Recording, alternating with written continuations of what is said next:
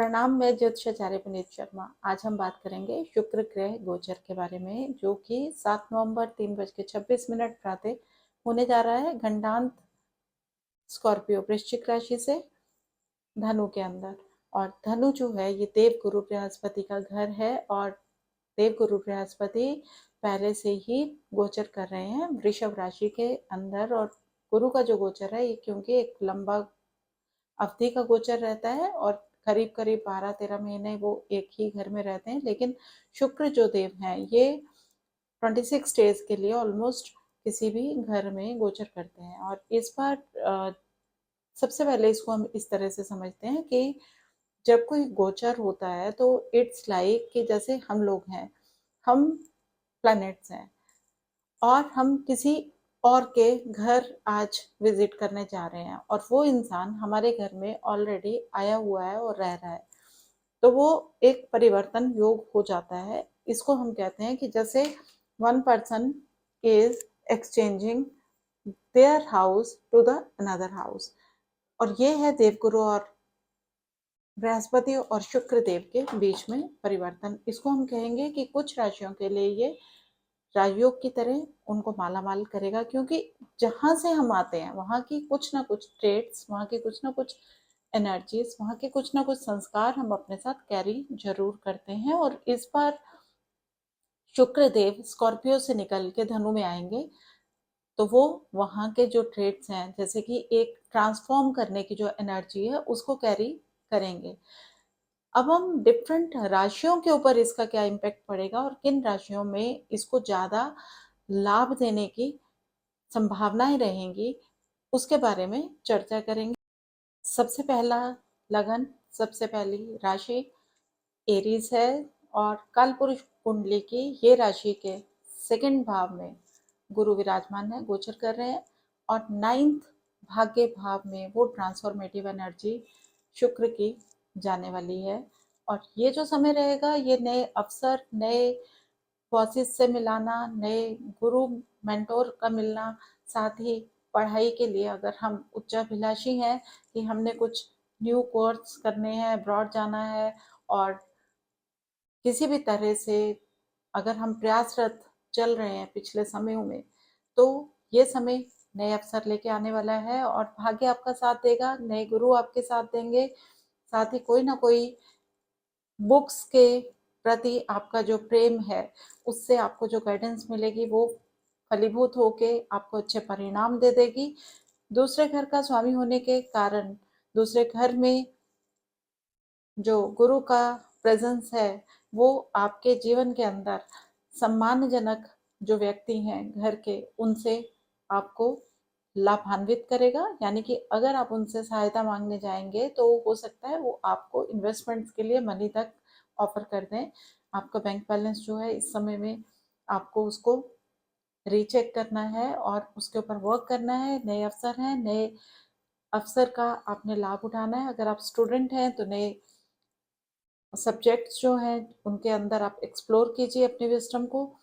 अगर आप स्टूडेंट नहीं हैं, आप किसी कार्य और व्यवसाय में लगे हुए हैं, तो this is the time when you can expand your business. और यही वो टाइम है जिसमें आप किसी की सलाह से बहुत आगे लाइफ में आगे बढ़ सकते हैं।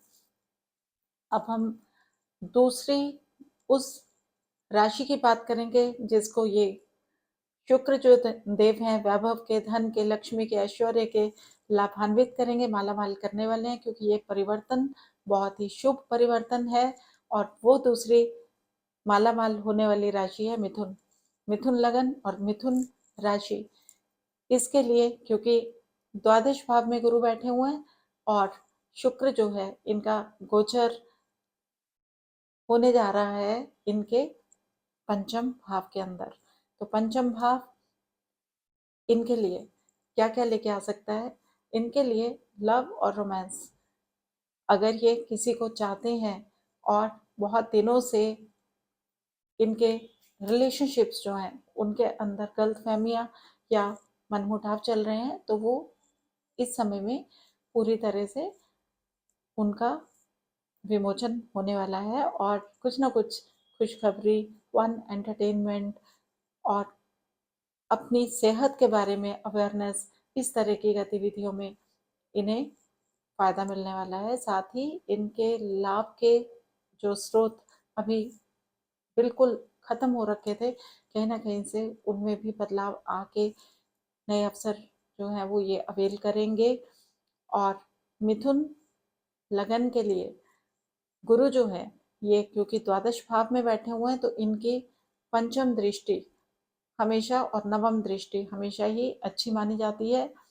तो इनकी जो साधनाएं करने की प्रवृत्ति रहेगी, मेडिटेशन करने की रहेगी, और लाइफ में सडनली जो गेन्स हैं, जो ब्लॉक्ड इनकम्स हैं, या इन लॉज से जो इनको लाभ होने हैं, वो पर्याप्त मात्रा में लाभ के अवसर जो हैं अब खुलेंगे, क्योंकि नवम दृष्टि से इनके अष्टम भाव के ऊपर बहुत ज़्यादा पॉजिटिव एक एस्पेक्ट जो है गुरु का रहेगा। तो एक ट्रांसफॉर्मेटिव एनर्जी है, ससुराल पक्ष से लाभ होने के योग बन रहे हैं, और कुछ ना कुछ दायित्व तो भी आपको ससुराल पक्ष के लिए निभाने के मौके जो हैं वो मिलने वाले हैं।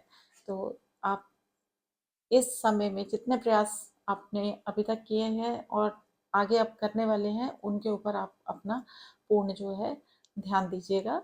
ये समय आपके लिए बहुत ज़्यादा शुभ और लाभकारी है। इसके बाद जो तीसरी राशि जिसके लिए बहुत ज़्यादा अच्छा रिजल्ट्स हम लोग देखते चले जा रहे हैं, वो है सिंह लगन और सिंह राशि। सिंह राशि के लिए ये जो गोचर है, ये कहीं ना कहीं उनके लव लाइफ के लिए बहुत ही अच्छा है।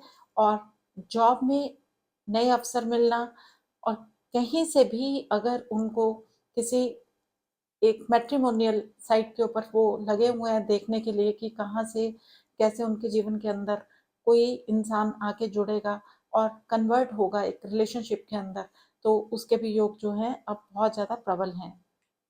इसके साथ साथ में इस लगन और राशि के जातकों के लिए, क्योंकि दशम भाव के अंदर गुरु की प्रेजेंस है, तो प्रमोशन, अगर पद प्रतिष्ठा प्राप्ति के लिए ये प्रयासरत रहे हैं पिछले दिनों में, या ये उस लाइन में लगे हुए हैं कि जिसमें इनका नंबर आ सकता है, तो अब तैयार हो जाइए, गुड न्यूज़ आपके पास आने वाली है और आपको प्रमोशन मिलने वाला है।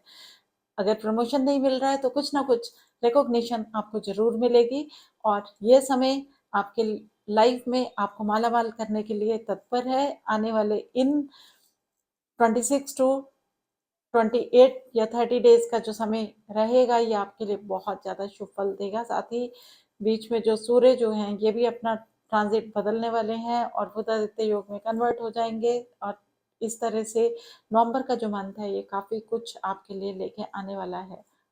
कन्या राशि, कन्या लगन, आपके फोर्थ हाउस, यानी कि आपके घर के अंदर जो वाहन पुराने पड़े हुए हैं, खड़े हुए हैं, उनको अब निकाल दीजिए। नए वाहन को रिप्लेस करने का समय आ चुका है। घर के अंदर रेनोवेशंस का टाइम है। घर के अंदर आपके जो रिश्ते हैं लोगों के साथ में, उनको इम्प्रोवाइज करने का टाइम है, क्योंकि ट्रांसफॉर्मेटिव एनर्जी जो है वो घर के अंदर अभी शिफ्ट हो रही है, मूव हो रही है।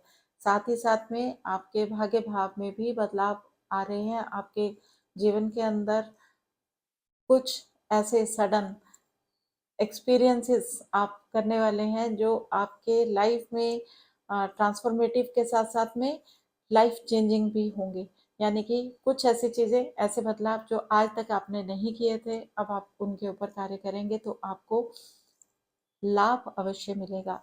बहुत ही प्रॉमिसिंग पीरियड है कन्या लगन के लिए। तुला लगन के लिए बहुत प्रॉमिसिंग है, क्योंकि उनके थर्ड भाव के अंदर, तीसरे घर के अंदर धन भाव की, सेकंड हाउस की ट्रांसफॉर्मेटिव एनर्जी चले जाएगी, तो उनके जो प्रयास होंगे अपने सिबलिंग्स के साथ में अपने रिश्तों को सुधारने के लिए, और साथ ही कुछ ना कुछ ऐसी एक्टिविटीज जो डेली रूटीन में आपको आपकी स्किल, आपकी हॉबीज के थ्रू फायदा देगी। आप किसी न किसी शॉर्ट प्लेटफॉर्म जिसके थ्रू आप मीडिया और लोगों के साथ में जुड़ सकें, इस तरीके की एक्टिविटीज़ में आपको फ़ायदा मिलेगा। सेल्स से अगर आप जुड़े हैं, मार्केटिंग से अगर आप जुड़े हुए हैं, तब भी आपको बहुत ज़्यादा आशातीत लाभ की संभावनाएं जो हैं अब बहुत ज़्यादा प्रबल होने वाली हैं। और अगर हम बात करते हैं कि अष्टम भाव के अंदर आपके गुरु ऑलरेडी बैठे हुए हैं, तो उनकी नवम दृष्टि जो है वो आपके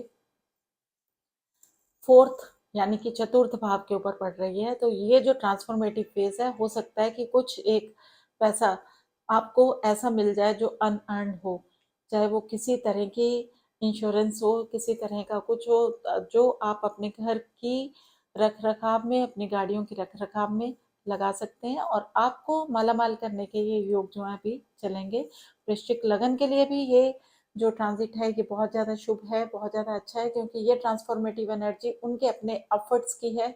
और ये एफर्ट्स अगर ये डालते हैं अपने धन भाव को, अपने वाणी को सुधारने में, अपने कुल देवी देवताओं के यहाँ विजिट करके कुछ ना कुछ भंडारे लगाते हैं, कुछ अच्छा करते हैं, तो देखिएगा कि कैसे आपके जीवन के अंदर धन की बरसात होती है, और कितनी ऐसी डिजायर्स हैं जो अभी तक आप पूरी नहीं कर पाए थे, इस गुरु और शुक्र के परिवर्तन से आपके जीवन में फलीभूत होने जा रही हैं।